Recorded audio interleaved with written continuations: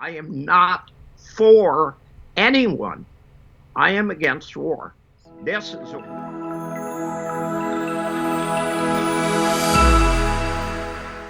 Joining us for a conversation is Bob Moriarty, the founder of 321 Gold and 321energy.com.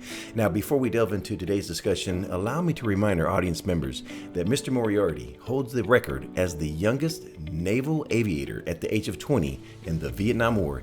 Equally impressive, he achieved the rank of captain in the Marines at the age of 22, and he has flown over 824 combat missions. Mr. Moriarty, welcome to the show, sir. Thank you. It's an interesting time. It certainly is. And allow me to begin by asking you, is this the beginning of World War III? It easily could be. And in saying that, I'm looking at what's going on. We're all looking at what's going on. And what makes you say that? I want to get your perspective on it. Well, first of all, it's interesting that you approached it in that direction. Anybody who tells you they know what's going on is lying, okay? War is much too complicated, and there's way too many variables, and nobody can predict exactly what's going to happen. If you go back to World War I just kind of happened. You had countries on one side and countries on another side. You had what was a relatively minor event, the assassination of the Archduke Ferdinand, which really didn't mean anything. There were assassinations all the time, and then all of a sudden everybody's at war. The key here is wars are really easy to start and really hard to finish. But the questions that you've asked me are actually from the propaganda from the United States, and I'm going to suggest to you that virtually everything that you think you know about why it's happening is dead wrong. And that's exactly why I brought you on. Give us a different perspective that we're not hearing, that we're not seeing. Okay, the perspective from the point of view of the United States and NATO is that Putin's a bad guy, he's a thug, he wants to recreate the Soviet Union, and he's the aggressor. Now, here's the problem with that. Victoria Nuland, who is the Assistant Secretary of State for European Affairs in the Clinton administration, in the Obama administration, spent $5 billion to run a coup d'etat in Ukraine. The legally elected president of the country leaned towards Russia, and the United States wanted Ukraine to lean towards the EU. Now, the one thing, there's absolutely no question of, the United States sponsored an illegal coup d'etat and overthrew the legally elected government of Ukraine. And that we put our own thug in. The $5 million, much of it went for bribes to Congress. Biden was getting his 10% through his son. Hunter Biden was getting paid $50,000 a month for his expertise on crack. How much do you know about petroleum and how they separate petroleum? Well, I'll tell you what, give us your view on it, because it's best to get your perspective, because everyone wants to hear from Bob here. When you get petroleum coming out of the ground, it is not gasoline, diesel, LNG, kerosene. It's all of the above. And you have to use a process called cracking to break down the molecules, and that separates the gasoline from the diesel, from the heavy oil, from the LNGs. So Burisma was looking for an expert on crack. So they hired Hunter Biden, because he had as much experience with crack as anybody associated with the United States government. And since Hunter Biden was basically a tool for its father, the government of Ukraine and Burisma could pay bribes to Biden through his son. And they did. It's not something I'm making up.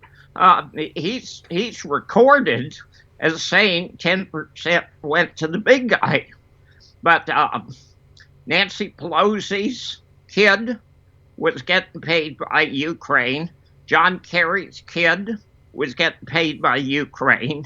Half the representatives in Congress were getting paid by Ukraine. Ukraine was and is a totally illegal, corrupt state.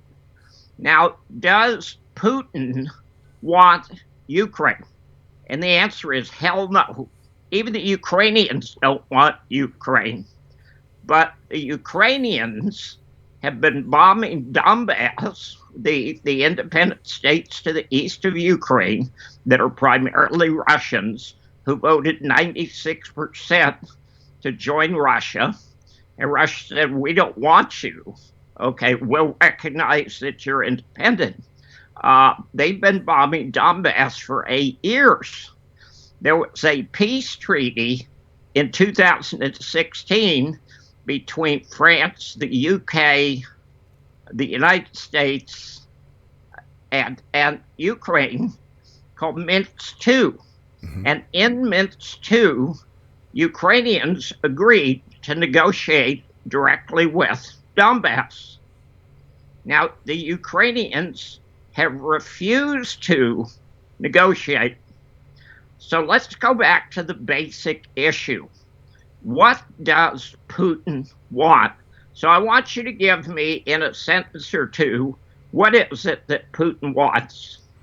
Well, based off of what the narrative that I'm receiving is that, or we're as a whole, the audience members are receiving, is that he sees strategic advantages in having the land, access to water, natural resources. That's what we're being told.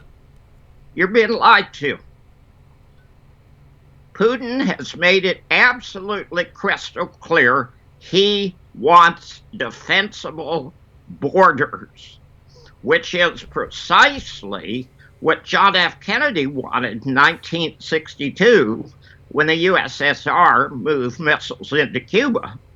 Kennedy said, hey, wait a minute, we want defensible borders, and we don't have defensible borders if you've got nuclear missiles within 40 minutes range of Washington, D.C. Okay, and Putin's made it absolutely clear. He's not out for land. He doesn't want more land. He's not trying to recreate the Soviet Union. What he's trying to do is have defensible borders. Now, if you go back to 1991, when Baker was negotiating with the Soviet Union, or with Russia at the time, over the reunification of Germany, the United States' position and NATO's position was that if the Russians allowed Germany to be reunified, that they would not move NATO 1 inch to the east.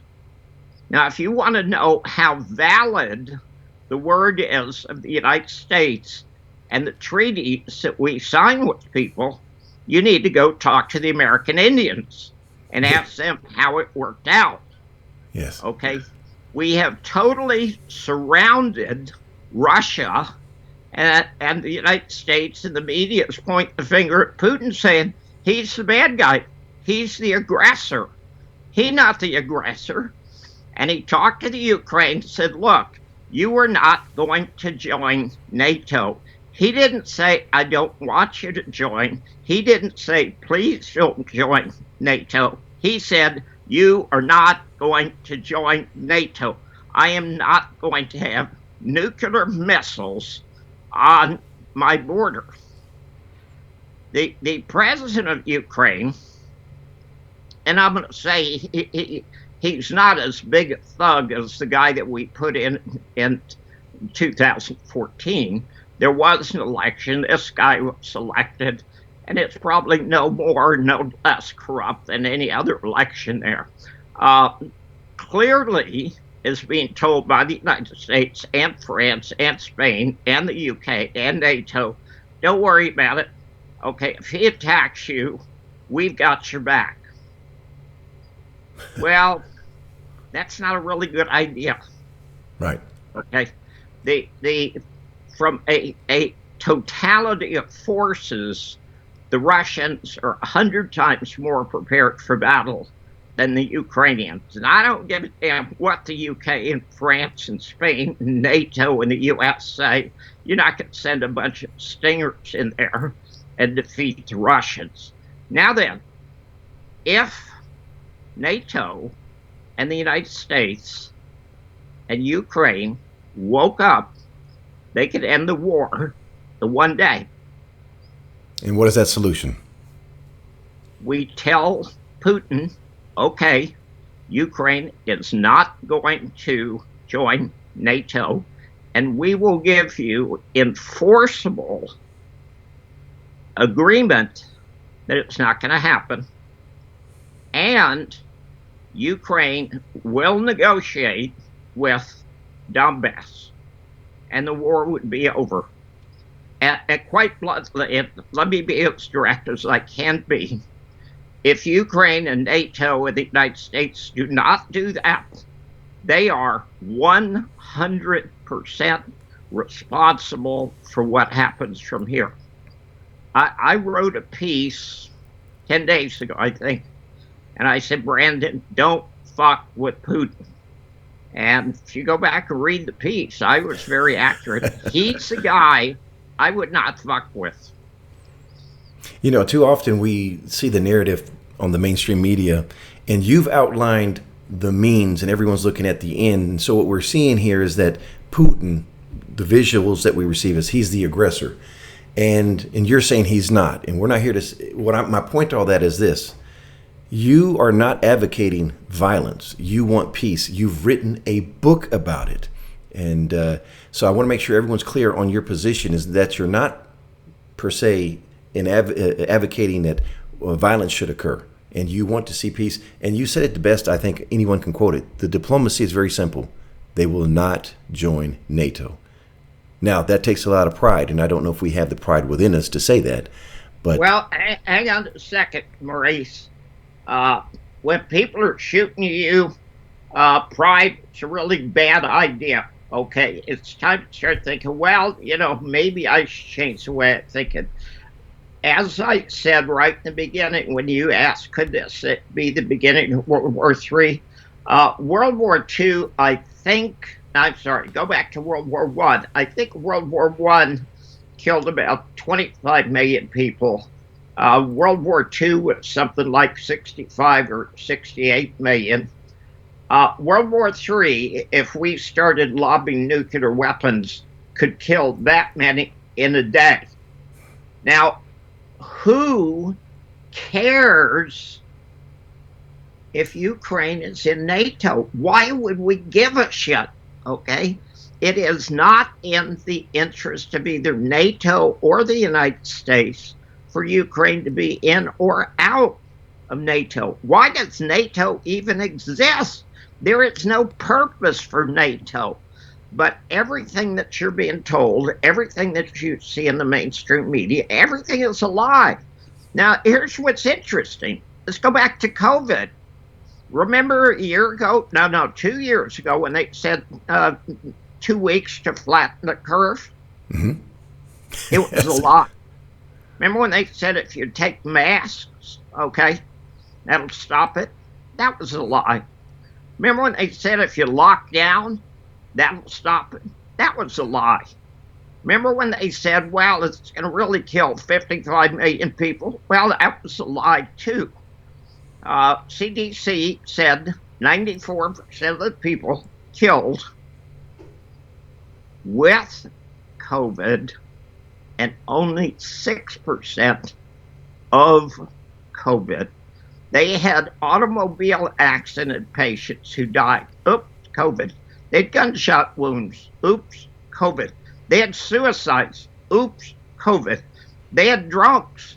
Oops, COVID. Everything we were told about COVID certainly including the jab, was a lie. Okay, they're still trying to force people to take a shot that everybody who can read understands doesn't work. So why do they bother? Now let's look at what just happened in Canada.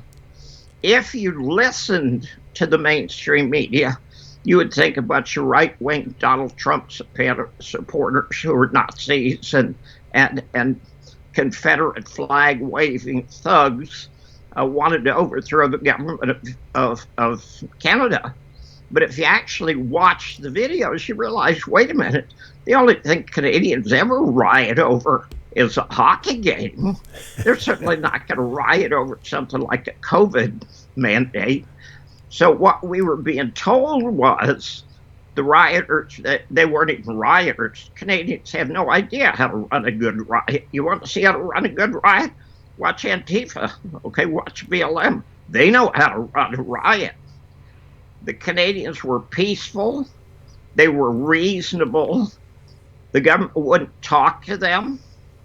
So you get one side from the media, and if you actually look at it, it's a totally different picture.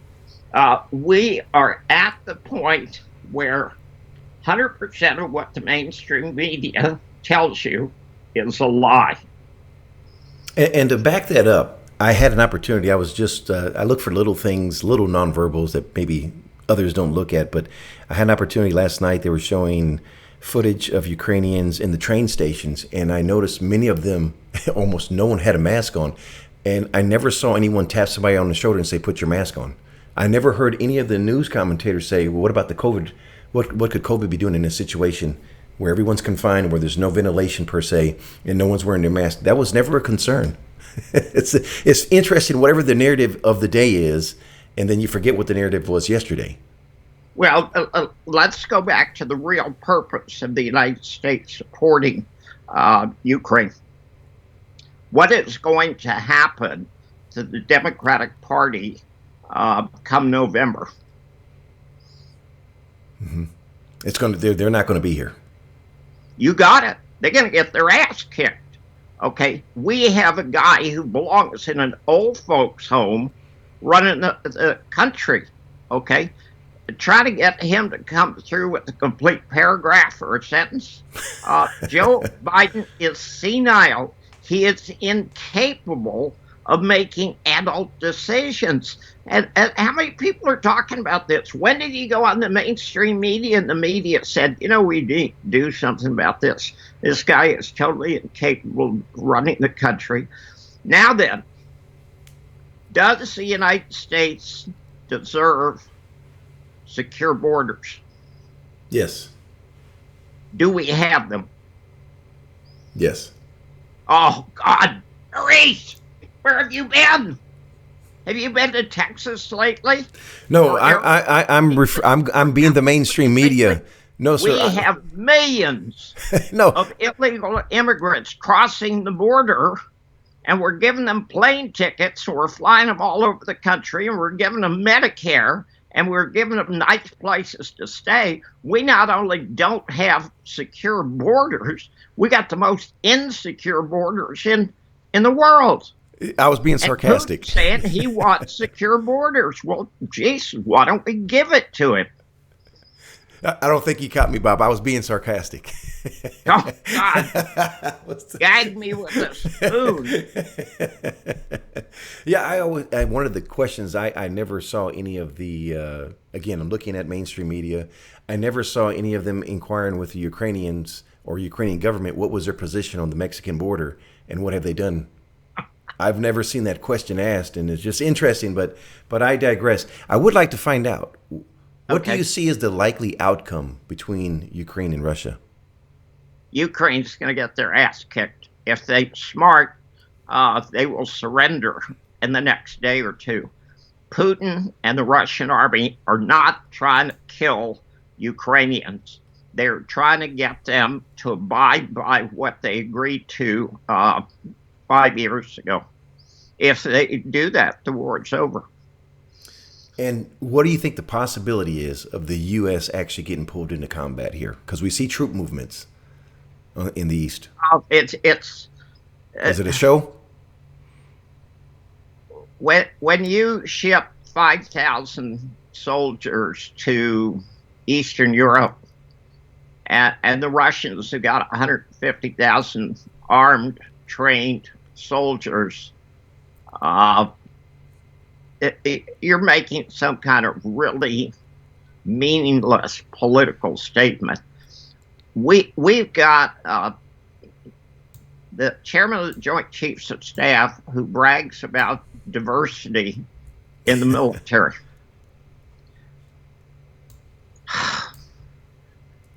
Yes. We do not want to go to war.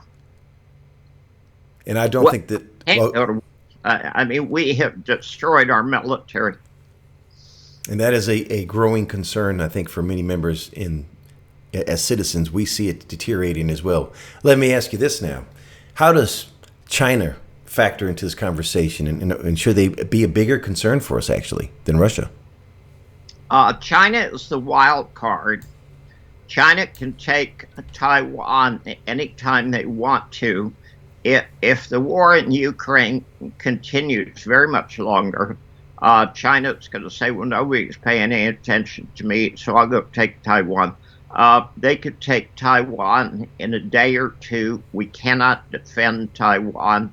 Taiwan is part of China.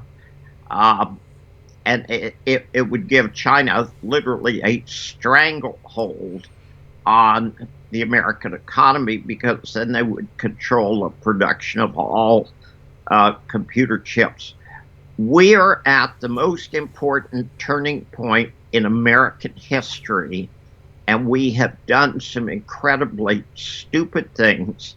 The whole COVID bullshit was over a bad case of the flu.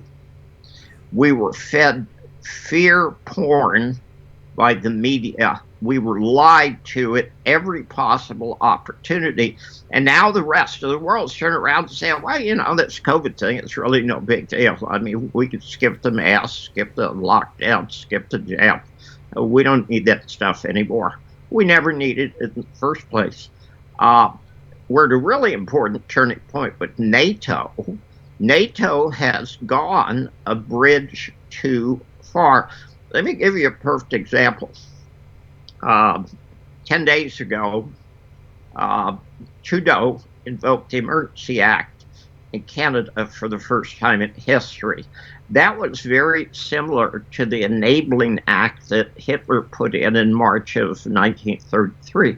It gave the Canadian government total power over the people. And the assistant prime minister and the head of finance for Canada, who is an expert, by the way, on Russian literature, which I suppose is a really handy background, they started seizing the bank accounts of people who supported the truckers. Now, let me give you a number. Let's say there's 10,000 people who donated money to the truckers, who live in Canada, who have money in the bank, and the government has just come out and said, we're going to seize money from your account. What do? Well, there's a number of things that you do. The first one is you're going to be upset. The second one is you're going to try to get your cash back and take it out of the system, and you revolt. Actually, you nailed it right there. Mm-hmm. If somebody says, I'm going to steal your money, what do? You go down to the bank and steal it first. Yeah. Okay.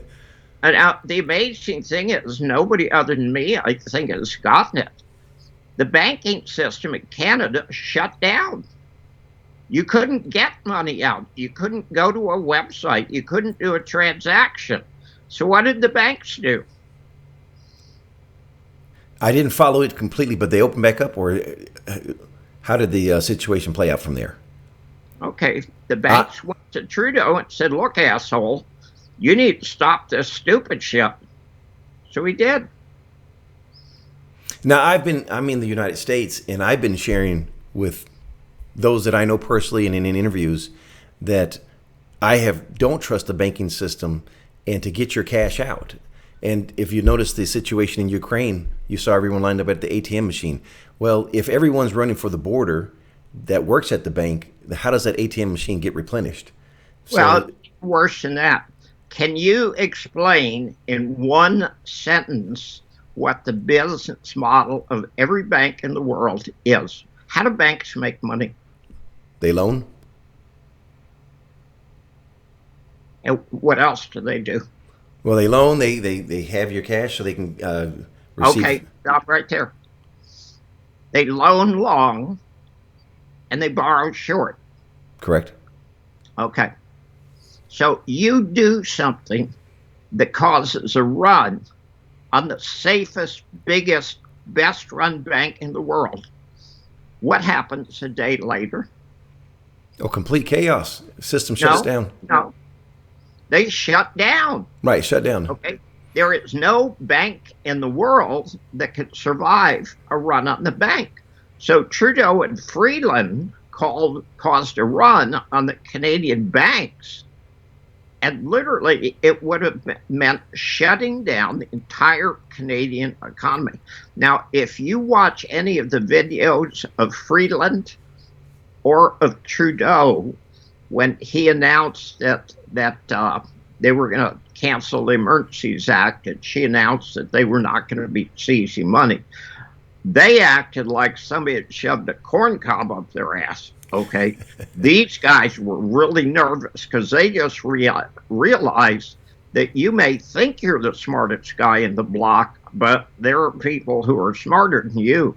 And they just screwed up big time, and they had their lunch handed to them.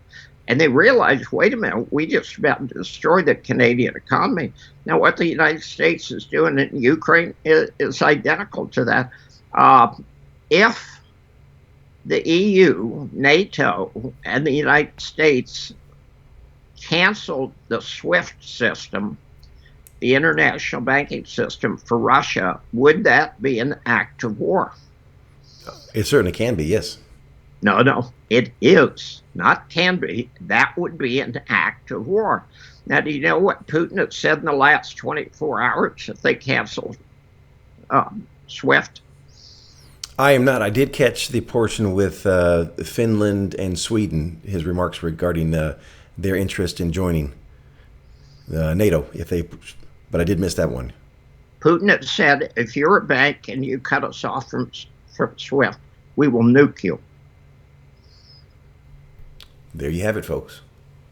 It is that simple. So we shouldn't be discussing the right or wrong of removing Russia from SWIFT. We should say, oops, we don't want to do that. Okay, that would be a really bad idea. We should not be discussing, should all of these countries surrounding Russia be admitted into NATO. We should say, wait a minute, why don't we do what we agreed to do 30 years ago?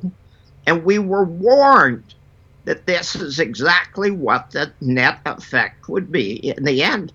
What Putin is demanding, I want to repeat that, what Putin is demanding, not asking, is absolutely reasonable.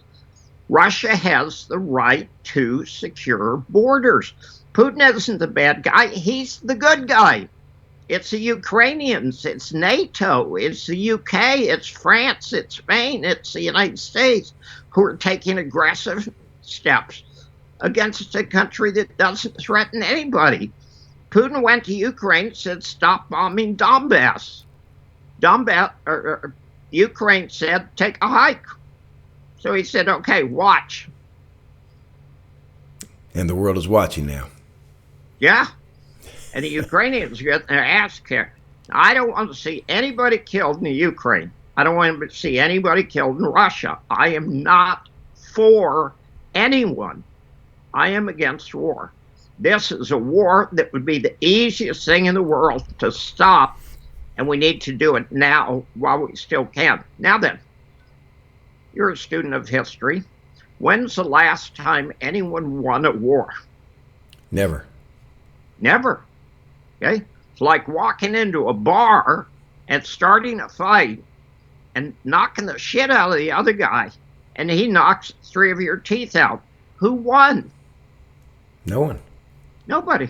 Nobody wins any war. The only thing that happens in any war is one side loses a lot more than the other side. Now, you're old enough to remember a little bit about Vietnam. From a geopolitical point of view, what was the United States' effort? Why were we in Vietnam? That's a question. No, give me a simple answer. Well, in theory, we were there to stop communism. Thank you. Okay. Who's running Vietnam now? Communists. Do we give a shit? We don't. Exactly. Why? Because they're a great trading partner. They're really nice people to deal with. They're very Pacific people.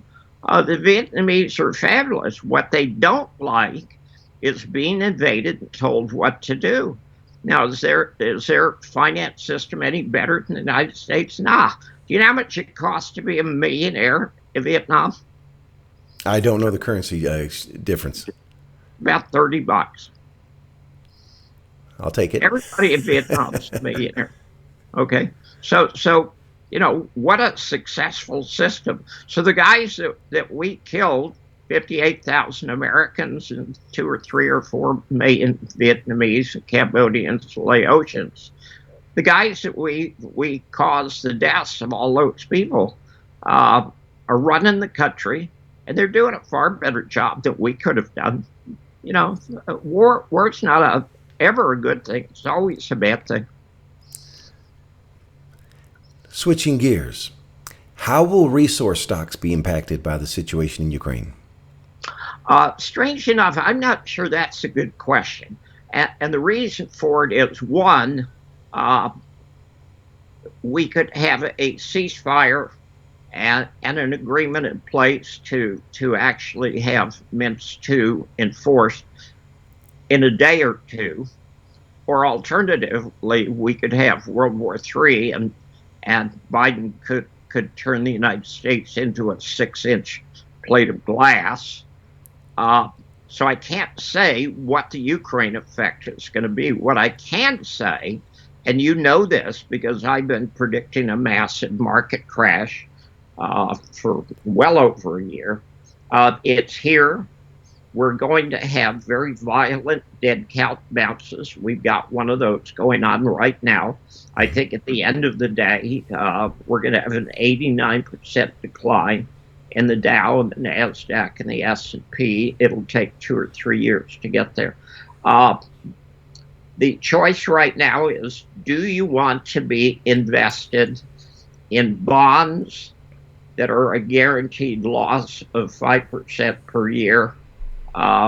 Or would you rather be in resources? Would you rather be invested in Bitcoin and the 10,000 variations of Bitcoin that the only reason you should own them is because they're so rare? I'm still trying to get my head around that. Lots of people saying, the old man's getting stupid. He doesn't understand cryptocurrencies. Well, the old man was a systems programmer for Ross Perot 50 years ago, so I damn sure understand cryptocurrencies. Cryptocurrencies are all going to zero. There is no financial reason for them existing. They are the ultimate in an electronic Beanie Baby. So at the end of the day, this is not a story of how good the resource stocks are. This is a story of how bad everything else is. Would you rather be invested in paper where you're guaranteed a loss, or would you rather be invested in something that might go up? I personally would rather be invested in something that might go up. Now, speaking of something that might go up, let's talk about some resource stocks that have your interest. Can we talk about Provenance Gold? Provenance has some excellent projects. They've come up with good results. They're going to be mining in Nevada. They've got good resources at surface. They're expanding. I think it's a great story. I own a lot of shares. I've never sold any shares. They are an advertiser, but I like management and I like the project. Yes, that's Ronald Pertu there. And also, I love the recent acquisition they have there in the eastern part of Oregon. Strange enough, I've been there too, and that trend. Very few people realize that the trend runs all the way from Walker Lane up to Oregon. Most people don't know that. There's a lot of gold in eastern Oregon. And ladies and gentlemen, if you missed it, I had an opportunity to interview Provenance Gold last month. Visit our website, provenandprobable.com. And also, they just updated their corporate deck. We also released that on our website, provenandprobable.com.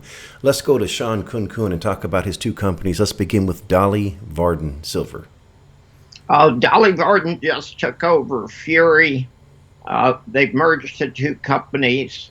Dolly Varden is very strong. If you like silver, you have to like Dolly Varden.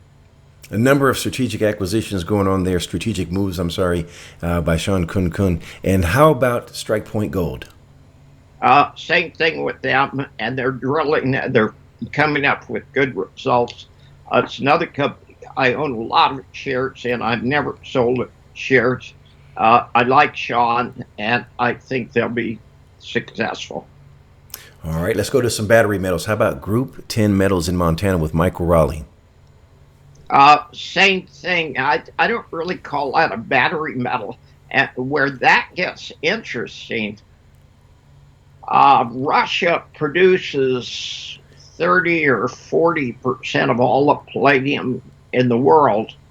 And depending on what happens in the near future, Russia could stop shipping palladium. They could stop shipping natural gas. They could stop shipping crude oil. And that Russia's got a lot of money, so they could afford to do that, but that could kill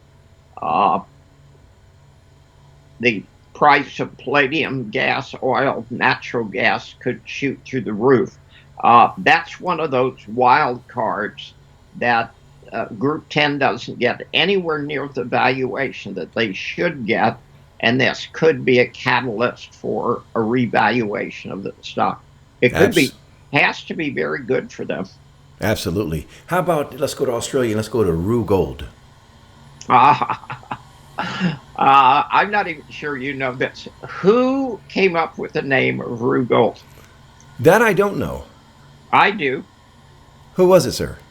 Well, Quentin Henney and I were driving around the Pilbara, and I guess this goes back 5-6 years ago. And we went to an area where there was a stockpile of gold ore from a company that had gone bankrupt, and it was in receivership. And we were taking samples of the rock. And literally, you could pick up a rock and have gold on the entire surface. Mm-hmm. And Quentin said, well, it's getting dark. We need to drive back to town before it gets dark, because as soon as it gets dark, the kangaroos come out, and it's very dangerous because they tend to run in front of the truck. So we're driving back to town. The switch gets turned, and it's night. And Quentin says, this is when, whap, and he hits the kangaroo. Oh. And I felt terrible. I didn't feel as bad as a kangaroo did, but I felt pretty bad.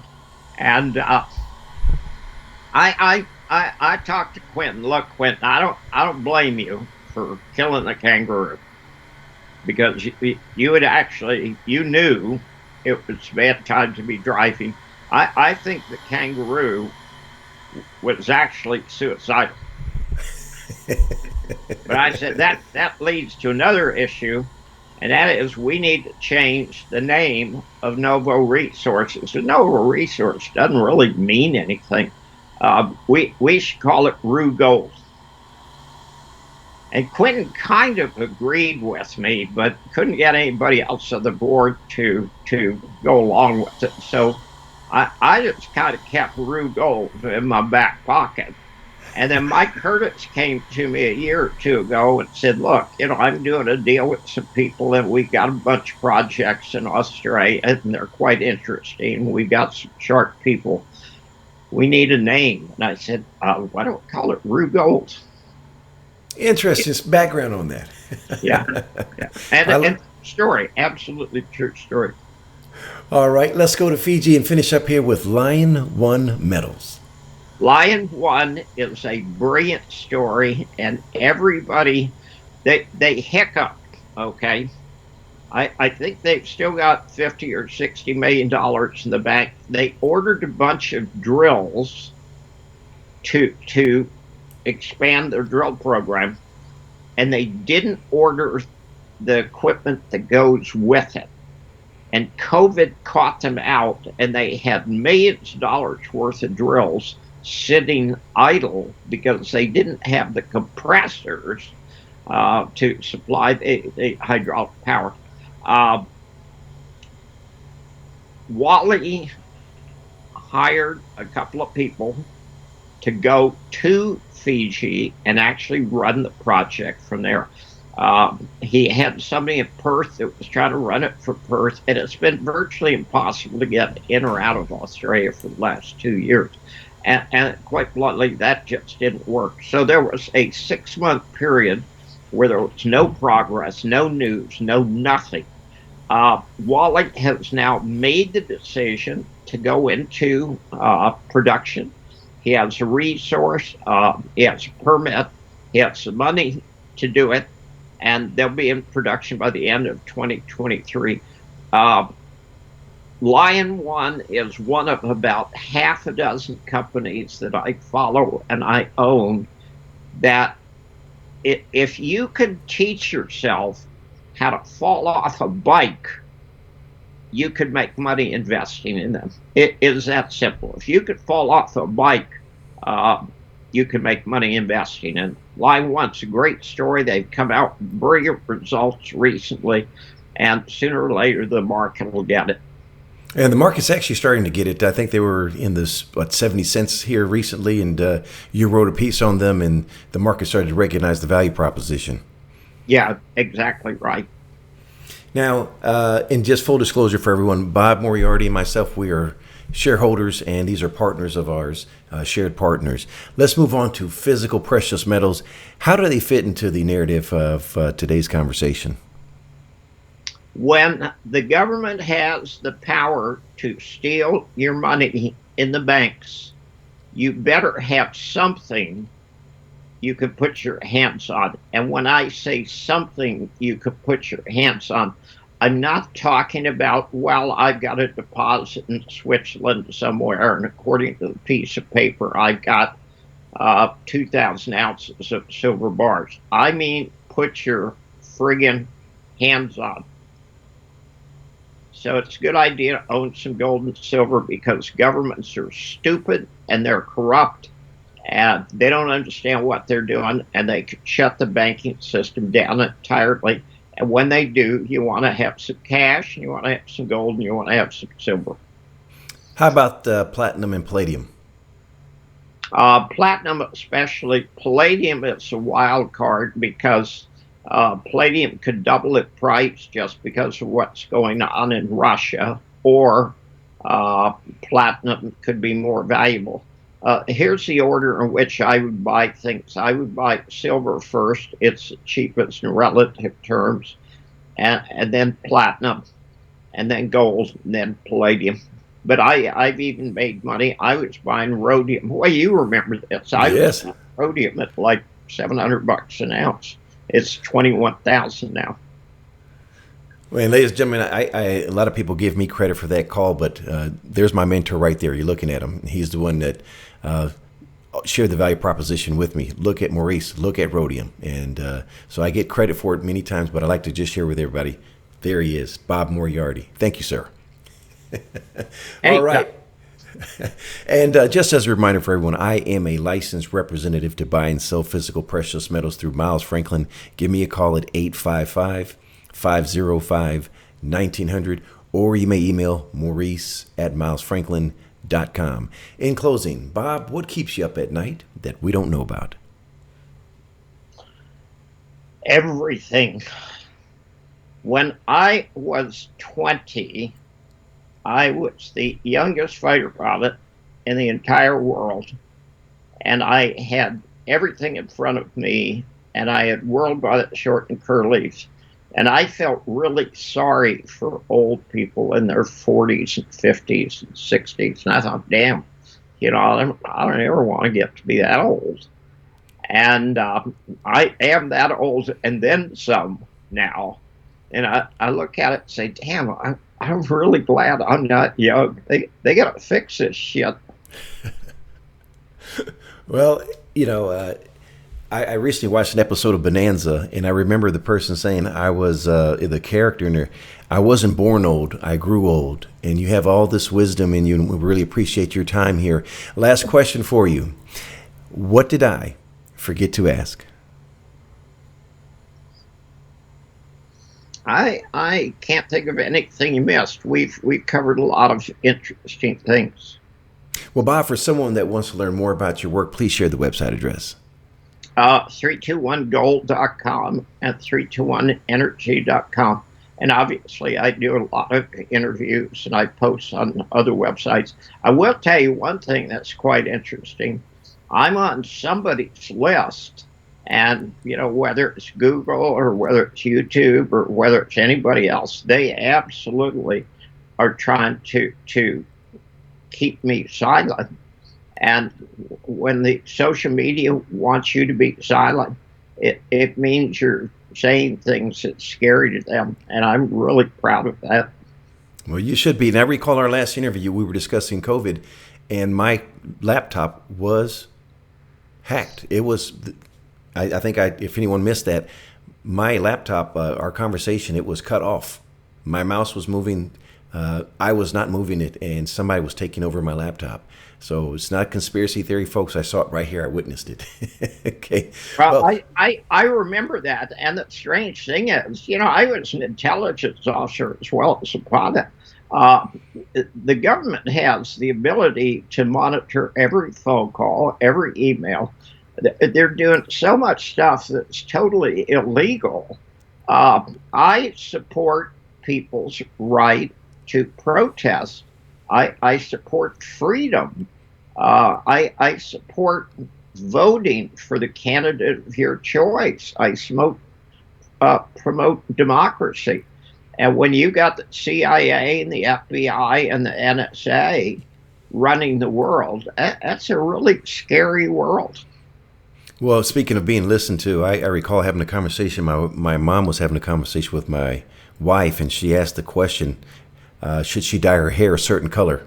And an hour later, we reach our destination, and I see an advertisement on my phone regarding hair dye. Now, keep in mind, I was just driving, so my phone was idle. And so we're being listened to, even if your phone is not on in an active mode per se. We're being listened to. If you don't believe me, I don't ever dye my hair. So there's no way that should have come up there. Well, Bob, it's been Do you want the bad news? What's that, sir? You haven't got enough hair to dye. Okay. Well, Mr. Moriarty, it's been an absolute pleasure speaking with you. Wishing you the absolute best, sir. Okay, my friend. It's good to talk to you. Always, sir. The information presented on Proven and Probable is provided for educational and informational purposes only, without any express or implied warranty of any kind, including warranties of accuracy, completeness, or fitness for any particular purpose. The information is not intended to be and does not constitute financial, investment, or trading advice, or any other advice. You should not make any financial, investment, or trading decision based on any of the information presented without first undertaking independent due diligence and consultation with a professional broker or competent financial advisor.